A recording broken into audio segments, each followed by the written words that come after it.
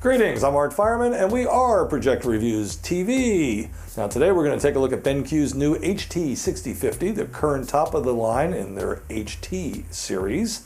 We recently completed and posted our online review of this projector and created 2 videos. This is a longer of the 2 with more information, but keep in mind that our full online review goes into much greater detail. Now I'm going to start off with some basic information on the projector, including where it fits into the overall BenQ lineup. From there we'll do a more complete overview discussing the feature set, the hardware, brightness, color, and overall picture performance, not to mention the warranty. This review will, of course, be sprinkled with a number of photos showing the BenQ's picture quality. The HT6050 is a single-chip DLP projector, one that claims 1080p resolution, 2000 lumens. It has a very fast 6x color wheel, and it offers CFI, multiple picture modes, including a THX mode, which is Rec 709, and like almost all home theater projectors, it supports 3D. Currently, the HT6050 package is priced at $37.99, and that includes a standard lens bundled in, but officially the lens is optional. The 6050 became BenQ's flagship home theater projector when launched, but it won't stay that way for much longer, as we are expecting a 4K UHD projector from BenQ in early 2017. That 4K UHD should, of course, cost more than this guy for the extra performance. Now, some background. The HT series starts well below $1,000 with the HT2050. The HT3050, with a bit better performance, sells for right around $1,000 and is one of our favorite low-cost projectors. And the HT4050 is a few $100s more. Then comes a major price jump to the 6050, primarily because this is a projector that offers interchangeable lenses, and any projector that has that tends to start at $3,000 or more. 3 important pieces of information relating to the price. First, this projector offers a range of interchangeable lens options. Second, the $37.99 does officially not include the lens. And third, it is available online with a price discounted of up to about $1,000 off. The HT6050 offers a capable feature set. That includes CFI, known as creative frame interpolation, for smooth motion. Personally, I'm not a huge fan of CFI, but I can recommend CFI for sports viewing. After that, you be the judge if you want it for most other HD TV. When it comes to movies, I suggest not using it because it changes the feel of the videography and with the director's intent. I found their CFI works well when watching a couple Sundays worth of football and a few other shows. By the way, BenQ calls their CFI motion enhancer. 3D is standard. It uses DLP Link for 3D sync. If you prefer the generally superior RF syncing, though, there's an input for an optional third-party RF emitter on the back. That should cost you less than $200. I only tested with the DLP Link glasses. I found 3D to be very good. As expected, the BenQ is free of 3D crosstalk. Of the major technologies, single-chip DLP, 3LCD, and LCOS, only single-chip DLPs are known for being crosstalk free. Count that a real strength for 3D. By the way, 3D rocks on projectors. It didn't make it on HD TV because you need a really big screen to get the immersion that makes 3D so great. But 3D is very popular amongst us projector owners. On a separate note, the BenQ provides a very nice and very well backlit remote control. Interestingly, the backlit is reddish. It's neither too bright nor too dim, and despite it being a red light, it's not difficult to read the backlit words on the buttons in a fully dark room.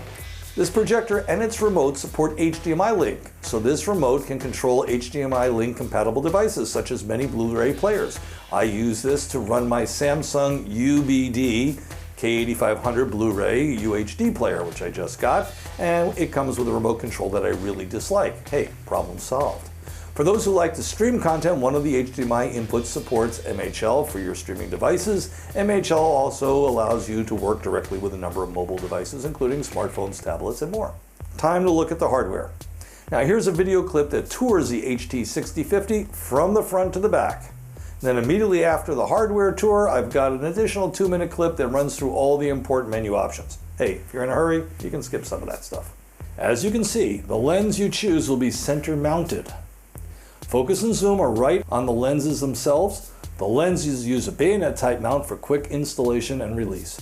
The vertical and horizontal lens shift controls and the very nice control panel are hidden behind a small door on the top, near the front. All the inputs and other connectors, including the power switch, are on the back. And as you can see, there are a pair of HDMIs with HDMI 2 supporting MHL for streaming with smartphones and other mobile devices. That 3D emitter connector is there as well. There's also an analog computer input, serial port for old school command and control of the projector, a 12-volt screen trigger, a pair of USBs, a Type A and a Type B, and there's a standard composite video as well. Let's take a walk through the BenQ HT6050's menus. We'll start with the main picture menu first. You actually control the different picture modes by just using the arrow keys. You do not get a pull-down menu, which some prefer. It's straightforward enough. Brightness, contrast. Further down here under the advanced menu, adjust gamma. If you're calibrating or playing around with your colors, this is what it looks like. Here's your grayscale controls. And here's your full color management for calibrating each individual color. You can pause if you want to take a closer look at these. Okay, Cinemaster is a whole passel of BenQ image processing, extra features to play with. Quite honestly, I didn't do much with them. I use Motion Enhancer though, which is their CFI. Dynamic Iris is off or on. And Brilliant Color here is off or on. Lamp Power. Your Smart Eco Mode functions partially like a Dynamic Iris, but without as much range.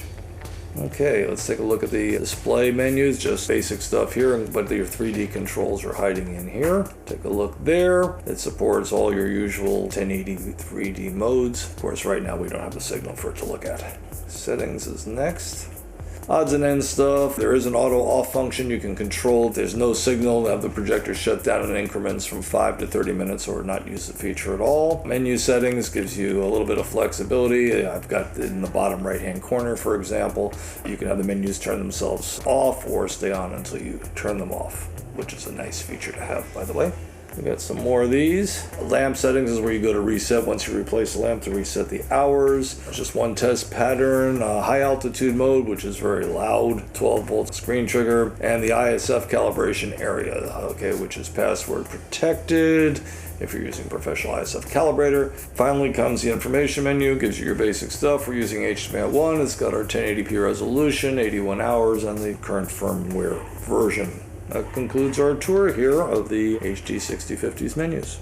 All right, welcome back. Finally, time to get to the really important stuff, which is performance and picture quality. I'll start with sharpness. The BenQ really is excellent here. It has the advantage of being a single chip, not a 3-panel projector, so no misconvergence. Most single chip DLPs, though, are less money and do not have particularly high quality lenses. This one certainly seems to. The BenQ is natively sharp, whereas competing 3LCD and LCOS projectors rely on a lot of fancy image processing to make up for all that inherent misconvergence. That is, those other projectors can seem sharp, but the BenQ natively is sharp. When it comes to the picture, of the modes, THX offers the best picture. Brilliant Color defaults to off, but turn it on if you have minor ambient light present. THX can be further improved with a full calibration. Most of you won't bother, of course, but THX Mode provides a very natural looking image even right out of the box, and that's compared to the pop of Vivid Mode, which looks really great. Bright is the brightest and is typically strong on greens and yellows. It's over the top and best avoided. It's just not pretty, but Vivid is almost as bright, and it's a great mode when dealing with a fair amount of ambient light, and it's also great for sports. For the most part, you won't use the dynamic iris though. It doesn't work in THX or most other modes where it would improve black level performance. Now that's really too bad. Also on the weak side is input lag. Folks, this just is not a projector with fast gaming. 2000 lumens is claimed. The HT6050 got close but didn't quite hit it, but it did get within 7%, which is better than many projectors we review do. Even in THX mode, there's over 900 lumens with Brilliant Color off and 1200 plus lumens with it turned on. Now that's easily enough for a 130-inch diagonal screen in your home theater. While the HT6050 is reasonably bright, it's no match in brightness for today's new class of bright room projectors out. But it is a projector that can really look great when dealing with low levels of ambient light present. A small amount of ambient light also takes away a good bit of the advantage that other projectors that have better black levels might otherwise have. Picture quality on the 6050. Hey, if you want color that pops, is vibrant, rich, and looks good without seeing over the top, definitely consider this BenQ. It's a rich saturated colors thanks to the 6-segment 6X color wheel and the DLP design that provides a picture that does really impress. Thanks to the fast wheel, even the few of us who see the rainbow effect with DLP projectors will rarely spot rainbows with this projector. In fact, maybe not at all in some movies. Bottom line. First, there's a lot of competition out there in the $2,000 to $4,000 range, but virtually none of it offers interchangeable lens options. If you have less than a standard placement setup in your theater or home, this could be the best choice. My only real complaint is that the black level performance is merely okay. I should mention warranty. Warranty is an excellent 3 years parts and labor. Now, I do like the HT6050, especially for viewing sports where its naturally sharp image and lots of pop and wow factor are obvious. And I do like the color handling on skin tones and in general for movie viewing. Despite a couple of drawbacks already mentioned, it earned a special interest award with the key strengths being placement flexibility, a brighter than average image, a sharp picture, and rich saturated colors. Folks, that's about it for the BenQ HT6050. I'm Art Fireman. We're still Projector Reviews TV. Thanks for looking in. And if you get a chance, check out our new website, Smarter Home Automation. Lots of cool gear there that we're reviewing.